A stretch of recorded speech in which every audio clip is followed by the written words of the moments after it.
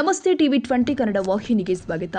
ಮಾನ್ವಿ ಪಟ್ಟಣದಲ್ಲಿ doctor B R Ambedkar ಹಾಗೂ ಬಸವಣ್ಣನವರ ಕಂಚಿನ ಮೂರ್ತಿಗಳನ್ನು ನಿರ್ಮಿಸಬೇಕು, ರಾಜ್ಯ ಹೆದ್ದಾರಿ ಕಾಮಗಾರಿಯಲ್ಲಿನ ಅವ್ಯವಸ್ಥೆ ಸರಿಪಡಿಸಿ ಸರ್ವಿಸ್ ರಸ್ತೆ ನಿರ್ಮಿಸಬೇಕು ಸೇರಿದಂತೆ ವಿವಿಧ ಬೇಡಿಕೆಗಳನ್ನು ಈಡೇರಿಸುವಂತೆ ಒತ್ತಾಯಿಸಿ ಆಗಸ್ಟ್ 6ರಂದು ಪ್ರತಿಭಟನೆ ಹಮ್ಮಿಕೊಳ್ಳಲಾಗಿದೆ ಅಂತ ಕರ್ನಾಟಕ ದಲಿತ ಸಂಘಟನೆಗಳ ಒಕ್ಕೂಟದ ರಾಜ್ಯ ಸಂಚಾಲಕ ಹಾಗೂ ವಕೀಲ ಪ್ರಭುರಾಜ್ ಕೊಡ್ಲಿ ತಿಳಿಸಿದ್ದಾರೆ. ಪಟ್ಟಣದ ಪತ್ರಿಕಾ ಭವನದಲ್ಲಿ ನಡೆದ ಸುದ್ದಿಗೋಷ್ಠಿಯಲ್ಲಿ ಮಾತನಾಡಿದರು. ರಾಯಚೂರು ನಗರದ 7 ಮೈಲ್ನಿಂದ ಸಿಂಧನೂರು ತನಕ 78 ಕಿಲೋಮೀಟರ್ ರಾಜ್ಯ ಹೆದ್ದಾರಿ ಕಾಮಗಾರಿಗೆ 100 ಕೋಟಿ ರೂಪಾಯಿ ವೆಚ್ಚ ಮಾಡಲಾಗಿತ್ತು. ಅಂದಾಜು ಪಟ್ಟಿಯಲ್ಲಿ ಇದ್ದಂತಹ ಸರ್ವಿಸ್ ರಸ್ತೆ, ಸೇತುವೆ, ಚರಂಡಿ ಹಾಗೂ ಪಾದಚಾರಿ ಮಾರ್ಗಗಳನ್ನು ಸಮರ್ಪಕವಾಗಿ ನಿರ್ಮಿಸದೆ ಕಾಮಗಾರಿ ಅವೈಜ್ಞಾನಿಕವಾಗಿ ನಡೆದಿದೆ ಅಂತ ಆರೋಪಿಸಿದ್ದಾರೆ.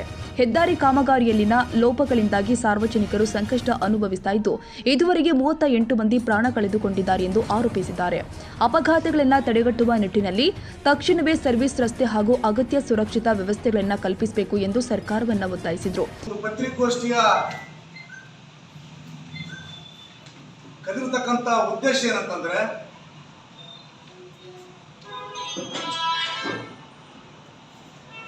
ನಮ್ಮ ರಾಯಚೂರು ಜಿಲ್ಲೆಯಲ್ಲಿ 7 ಮೈಲಿಂದ ಸಿಂಧನೂರು ಪಟ್ಟಣದವರೆಗೆ ನಡೀತಕ್ಕಂಥ ಸುಮಾರು 78 ಕಿಲೋಮೀಟರ್ ರಾಜ್ಯ ಹೆದ್ದಾರಿ ಕಾಮಗಾರಿ 1700 ಕೋಟಿ ವೆಚ್ಚದಲ್ಲಿ ನಡೀತಾ ಇದೆ.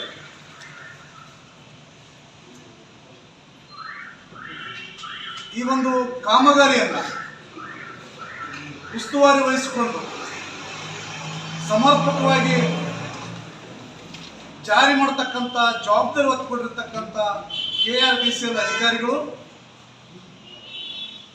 ಜವಾಬ್ದಾರಿ ತೆಗೆದುಕೊಂಡಿರ್ತಕ್ಕಂಥ ಗುತ್ತೇದಾರರು, ಇಲ್ಲಿರ್ತಕ್ಕಂಥ ಜನಪ್ರತಿನಿಧಿಗಳ ಹಾಗೂ ಜನರ ಪರ ಕೆಲಸ ಮಾಡತಕ್ಕಂಥ ವಿರೋಧ ಪಕ್ಷದ ಬೇಜವಾಬ್ದಾರಿತನದಿಂದ ಆ ರಸ್ತೆ ಕಾಮಗಾರಿ ಜನರಿಗೆ ಅನುಕೂಲ ಆಗಬಾರ್ದು, ಪ್ರಾಣ ಕಂಟಕ ಆಗ್ತಾ ಇದೆ. ಆ ಒಂದು ಅವೈಜ್ಞಾನಿಕವಾಗಿ ನಿರ್ಮಾಣ ಮಾಡಿರ್ತಕ್ಕಂಥ ರಸ್ತೆ ಕಾಮಗಾರಿ, ಡ್ರೈನೇಜ್ ಕಾಮಗಾರಿ, ಸೇತುವೆ ಕಾಮಗಾರಿಗಳನ್ನು ತನಿಖೆ ಮಾಡಲಿಕ್ಕೆ, ಪರಿಶೀಲನೆ ಮಾಡಲಿಕ್ಕೆ ಉನ್ನತ ಮಟ್ಟದ ತನಿಖಾ ತಂಡ ರಚನೆ ಮಾಡಬೇಕು.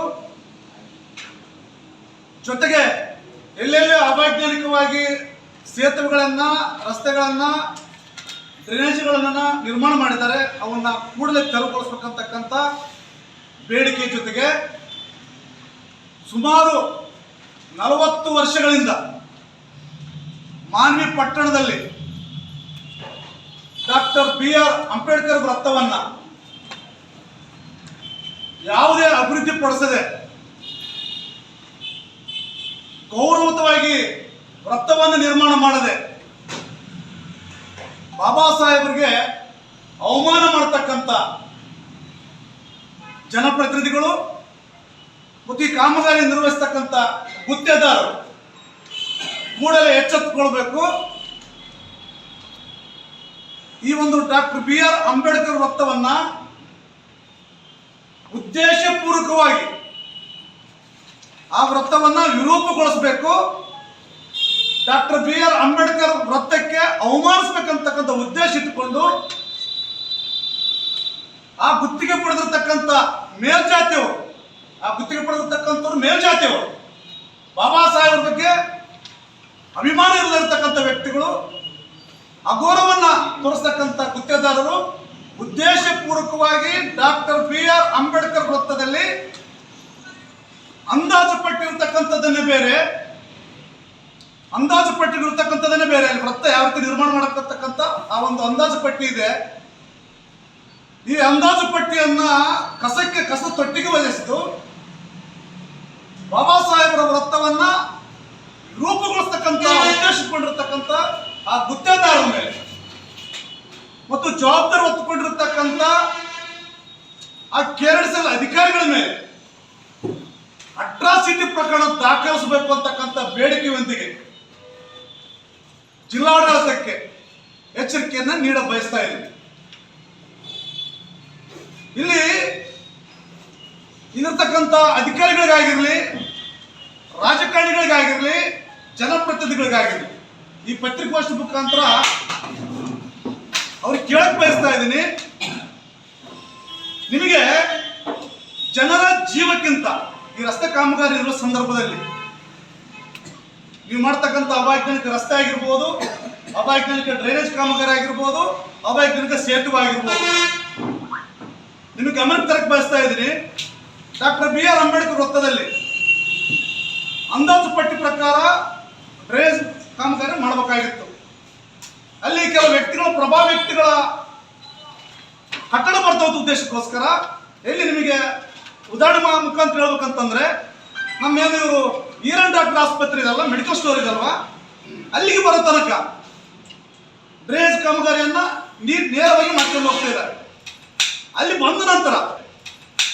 ಬಂದ ನಂತರ ಆ ಡ್ರೈನೇಜ್ ಕಾಮಗಾರಿಯನ್ನ ರಸ್ತೆಗೆ ಒಳಗೆ ತೆಗೆದುಕೊಂಡು ಹೋಗ್ತಾ ಇದ್ದಾರೆ.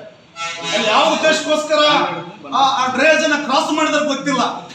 ಆ ರೀತಿಯಾಗಿ ಅದು ಡಾಕ್ಟರ್ BR ಅಂಬೇಡ್ಕರ್ ವೃತ್ತ 4 ರಸ್ತೆ ಕೂಡ್ತಕ್ಕಂಥ ರಸ್ತೆ ವೃತ್ತ ಅದು. ಅಲ್ಲಿ ಸಂಚಾರ ದಟ್ಟ ಇರ್ತಕ್ಕಂಥ ರಸ್ತೆ ಅದು. ಅಲ್ಲಿ ಯಾವ ಉದ್ದೇಶಕ್ಕೋಸ್ಕರ ಆ ಡ್ರೈನೇಜ್ ಅನ್ನ ನೇರವಾಗಿ ಮಾಡಲಾರ್ದಾನೆ ಅಲ್ಲಿ ಯಾಕೆ ಕ್ರಾಸ್ ಮಾಡ್ತಾ ಇರತಕ್ಕಂಥದನ್ನ ಇಲ್ಲಿ ಅಲ್ಲಿ ಕಾಮಗಾರಿ ಮಾಡ್ತಕ್ಕಂಥ ಅಧಿಕಾರಿಗಳಿಗೆ, ಗುತ್ತಿಗೆದಾರರಿಗೆ ಜನರ ಜೀವಕ್ಕಿಂತ ಬಲಾಢ್ಯರ ಕಟ್ಟಡದ ರಕ್ಷಣೆ ಮುಖ್ಯ ಅಂತಕ್ಕಂಥ ಭಾವನೆಯನ್ನು ತೋರಿಸ್ತಾ ಇದ್ದಾರೆ. ಮಹನೀಯರಿಗೆ ಗೌರವ ಕೊಡೋದಕ್ಕಿಂತ ಅಲ್ಲಿರ್ತಕ್ಕಂಥ ಬಲಾಢ್ಯ ರಾಜಕಾರಣ ವ್ಯಕ್ತಿಗಳ ಕಟ್ಟಡ ಉಳಿಸಬೇಕಂತ ಉದ್ದೇಶಕ್ಕೋಸ್ಕರ ಕಾಮಗಾರಿ ಮಾಡ್ತಾ ಇದ್ದಾರೆ.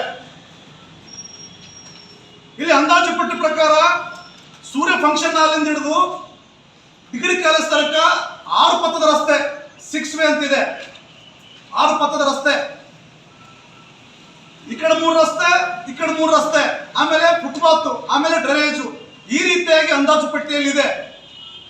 ಇವ್ರು ಮಾಡ್ತಕ್ಕಂಥದ್ದೇನು 4 ಪಥದ ರಸ್ತೆಯನ್ನು ಮಾಡಕ್ ಹೋಗ್ತಾ ಇದ್ದಾರೆ ಪಟ್ಟಣದಲ್ಲಿ. ನಾವು ಯಾವಾಗ ಕಳೆದ ಸಲ ಪತ್ರಿಕಾಗೋಷ್ಠಿ ಮಾಡಿ ಒತ್ತಾಯ ಮಾಡಿದ್ದೀವಿ, ನಾವು ಮನವಿಪತ್ರ ಕೊಟ್ಟಿದ್ವಿ. ಅದರ ಒತ್ತಡದ ಭಾಗವಾಗಿ ಜನರ ಕಣ್ಣಿಗೆ ಮಣ್ಣೆಸೋದಕ್ಕೋಸ್ಕರ, ಜನರ ಸಮಾಧಾನ ಮಾಡೋದಕ್ಕೋಸ್ಕರ ಅಂದಾಜು ಪಟ್ಟಿಯನ್ನು ಬದಿಗಿಟ್ಟು ನಾವು 6 ವೇ ಮಾಡ್ತದೆ ಅಂತೇಳಿ ಫುಟ್ಪಾತ್ ಇಲ್ಲ, ಡ್ರೈನೇಜ್ ಅನ್ನ ಕಾಮಗಾರಿ ಸರಿಯಾಗಿಲ್ಲ, ಇವೆಲ್ಲವನ್ನ ಗಾಳಿಗೆ ತೂರಿ ಹಣವನ್ನು ಲೂಟಿ ಮಾಡಿ ಜನರಿಗೆ ಸಂಕಟ ಪ್ರಾಣಕ್ಕೆ ಕಂಟಕ ತರತಕ್ಕಂಥ ಕೆಲಸವನ್ನ ರಾಜ್ಯ ಹೆದ್ದಾರಿ ನಿರ್ಮಾಣ ಆಗ್ತದೆ. KRDC ಮಾಡ್ತಾ ಇದ್ದಾರೆ. ಈಗ ಇವತ್ತು ಆರಂಭ ಆಯಿತು. ಆರಂಭ ಆದಾಗಿನಿಂದ ದಿನ ಒಂದು ಪ್ರಕರಣಗಳು, ದಿನವೊಂದು ಹೇಳಿಕೆಗಳು, ದಿನವೊಂದು ನಡೀತಾನೆ ಇದೆ. ಬಟ್ ಆದ್ರೆ KRDC ಮಾತ್ರ ಯಾವುದಕ್ಕೂ ಕಿವಿ ಕೊಡ್ತಿಲ್ಲ. ಯಾರು ಏನಂದ್ರು ಏನ್ ಬಿಟ್ಟರು ನೀವು ಸುಪ್ರೀಂ ಕೋರ್ಟ್ ಹೋಗಿ ಏನಾರ ಮಾಡ್ತೀವಿ. ಬಟ್ ನಾವು ರೋಡ್ ಹಾಕವ್ರು ಮುಗಿಸೋರು, ನಾವು ಹೋಗೋರು, ಪೇಮೆಂಟ್ ತಗೊಂಡು ಹೋಗೋರು, ಇಷ್ಟಕ್ಕೆ ಮಾತ್ರ ಸೀಮಿತ ಆಗಿದೆ. ಇತ್ತೀಚೆಗೆ ಮಾಜಿ ಮಂತ್ರಿಗಳ ಕೂಡ ಬಹಳ ಸ್ಪಷ್ಟವಾಗಿ ಹೇಳಿದ್ರು, ನೀವೇನೇ ಕೇಳದಿದ್ರು ಕೇಳಿ, ರೋಡಿಗೆ ಹೋಗ್ಬೇಡಿ, ಪತ್ರಗಳು ಕೊಡ್ರಿ, ಅಧಿಕಾರಿಗಳ ಜೊತೆ ಮಾತಾಡ್ರಿ, ಲೋಕಾಯುಕ್ತಿಗೆ ಹೋಗ್ರಿ. ಮಾನ್ಯ ಮಾಜಿ ಮಂತ್ರಿಗಳೇ ಈಗಾಗಲೇ ಎಷ್ಟು ಪತ್ರಗಳು ಕೊಟ್ಟಿದ್ದಾರೆ? ಯಾವುದ್ರ ಬಗ್ಗೆ ಅಧಿಕಾರಿಗಳ ಕ್ರಮ ಕೈಗೊಂಡಿದ್ದಾರೆ? ಇದನ್ನು ಸ್ಪಷ್ಟಪಡಿಸಿದ್ ನೀವು. ಅವಾಗ ಮಂತ್ರಿ ಇದ್ದೀರ ನೀವೆಲ್ಲಿದ್ದ ಮಂತ್ರಿಗಳು, ಇಲ್ಲಂದ್ರೂ ಮಂತ್ರಿಗಳಾಗಿ ಇಲ್ಲೇ ಕಾರ್ ಓಡಾಡ್ತದ್ದು ನೀವು. ಆದ್ರೆ ಇದೇ ರೋಡು ಈ ದುಸ್ಥಿತಿಗೆ ಬರೋದಕ್ಕೆ ನೀವೇ ಕಾರಣರಾಗಿದ್ದೀರಿ. ಇವತ್ತು ನಿಮ್ಮ ಮೇಲೆ ಗಂಭೀರವಾಗಿ ನಾವು ನೇರವಾಗಿ ಆರೋಪ ಮಾಡ್ತೀವಿ. ನೀವು ಮೊನ್ನೆ ಹೇಳಿಕೆ ಕೊಟ್ಟಿರೋದು ಬಹಳ ನಿರ್ಲಕ್ಷ್ಯತನದ ಹೇಳಿಕೆಗಳು. ನೀವೊಬ್ಬ ಜವಾಬ್ದಾರಿಯಿಂದ ಸ್ಥಾನದಲ್ಲಿ ನಿಂತುಕೊಂಡು ಇವತ್ತು ರಸ್ತೆಯನ್ನ ಈ ಒಂದು ಕ್ಷೇತ್ರದ ಜನರ ಮಾನ ಪ್ರಾಣ ಹಾನಿ ಆಗಲಾರ್ದಂಗೆ ನೋಡ್ಕೊಳ್ಳೋ ಜವಾಬ್ದಾರಿ ನಿಮ್ದು. ಇವತ್ತು ಅಂಬಾಯಿ ಸಹೋದರ ಅವರು ಶಾಸಕರು ಮಾತಾಡದೇ ಇರೋದ ಕಾರಣ ನೀವು ಮಾತಾಡ್ತೀರ ಅಂತ ಅವ್ರು ಮಾತಾಡೋದಿಲ್ಲ. ಇದನ್ನ ನೀವು ಬಳಸಿಕೊಂಡು ಈ ಕ್ಷೇತ್ರದ ಜನರ ಪ್ರಾಣಗಳ ಜೊತೆ ನೀವು ಆಟ ಆಡೋದನ್ನ ನಿಲ್ಲಿಸಬೇಕು. ಇದ್ಮೇಲೆ ಈ ರಸ್ತೆ ಕಾಮಗಾರಿಯನ್ನು ಸರಿ ಮಾಡಬೇಕು. ಈಗಾಗಲೇ ಬಹಳಷ್ಟು ವಿಷಯಗಳ ಬಗ್ಗೆ ಚರ್ಚೆ ಆಗಿದೆ. ಬಹಳ ಮುಖ್ಯವಾಗಿ ಈ ಡ್ರೈನೇಜ್ ನ ಅವ್ನು ಯಾವಾಗಾದ್ರೂ ಇಂಜಿನಿಯರ್ ಮಾಡಿ ಸರಿಯಾಗಿ ಮಾಡಿರುತ್ತೆ, ಎಸ್ಟಿಮೇಟ್ ಸರಿಯಾಗಿದೆ. ಬಟ್ ನಿರ್ಮಾಣ ಮಾಡುವವರೆಗೂ ನಾವು ಮಾನ್ವಿ ತಾಲೂಕಿನವರು, ಮಾನ್ವಿ ಪಟ್ಟಣದಲ್ಲಿ ನಾವು ಇದೀವಲ್ಲ, ಇಲ್ಲಿ ಪುರಸಭೆ ಇದೆ. ಪುರಸಭೆ ಅಧಿಕಾರಿಗಳು ಏನು ಮಾಡ್ತಾ ಇದ್ದಾರೆ? ಅವ್ರದ್ದೇನು ಜವಾಬ್ದಾರಿ?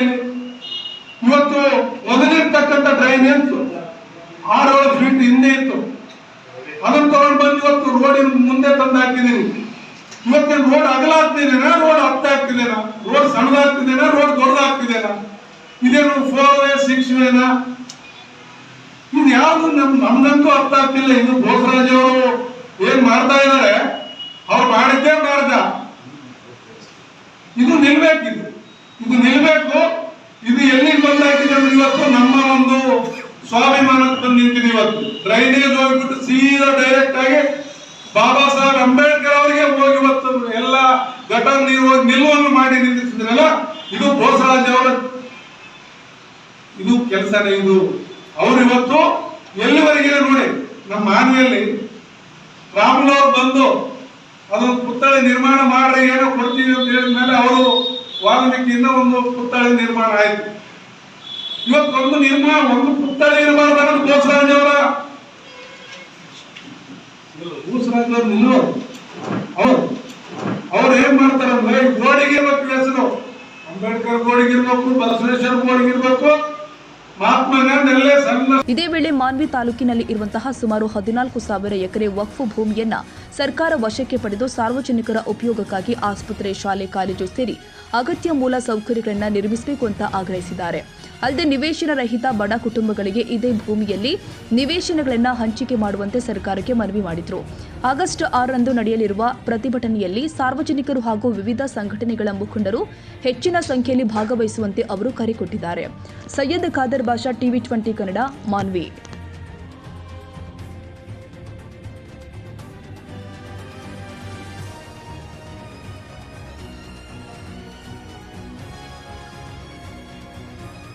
ಕನ್ನಡಿಗರ ಮೆಚ್ಚಿನ ನಿಮ್ಮ ಟಿವಿ 20 ಕನ್ನಡ ವಾಹಿನಿ ಇದೀಗ ಟಿವಿಯಲ್ಲಿ ಲಭ್ಯ. ಕರ್ನಾಟಕ ಮತ್ತು ದೇಶ ವಿದೇಶದ 360 ಡಿಗ್ರಿ ಸುದ್ದಿ ವಿವರವನ್ನ ಪಡೆಯುವುದಕ್ಕೆ ಟಿವಿ 20 ವಾಹಿನಿಯನ್ನು ಲೈಕ್ ಮಾಡಿ, ವಿಡಿಯೋಗಳನ್ನು ಶೇರ್ ಮಾಡಿ, ಕಮೆಂಟ್ ಮಾಡಿ, ಸಬ್ಸ್ಕ್ರೈಬ್ ಮಾಡಿ. HCN ಕೇಬಲ್ 842 ನಂಬರ್ನಲ್ಲಿ ಹುಕ್ಕೇರಿ ತಾಲೂಕು ಹಾಗೂ ಸಂಕೇಶ್ವರದ ಸುತ್ತಮುತ್ತಲಿನ ಹಳ್ಳಿಗಳಲ್ಲಿ ಲಭ್ಯ. PCN ಕೇಬಲ್ 129 ನಂಬರ್ನಲ್ಲಿ ಹಾರುಗೆರೆ ಸುತ್ತಮುತ್ತಲಿನ ಹಳ್ಳಿಗಳಲ್ಲಿ ಲಭ್ಯ. ರಾಯಬಾಗ್ ಡಿಜಿಟಲ್ ಚಾನೆಲ್ ಕೇಬಲ್ 80ನೇ ನಂಬರ್ನಲ್ಲಿ ರಾಯಬಾಗ ತಾಲೂಕಿನ ಸುತ್ತಮುತ್ತಲಿನ ಹಳ್ಳಿಗಳಲ್ಲಿ ಲಭ್ಯ. UDCN ಕೇಬಲ್ ನೆಟ್ವರ್ಕ್ ಉಗಾರ ಸುತ್ತಮುತ್ತಲಿನ ಹಳ್ಳಿಗಳಲ್ಲಿ ನಿಮ್ಮ ಟಿವಿ 20 ಕನ್ನಡ ವಾಹಿನಿಯೂ ಲಭ್ಯ.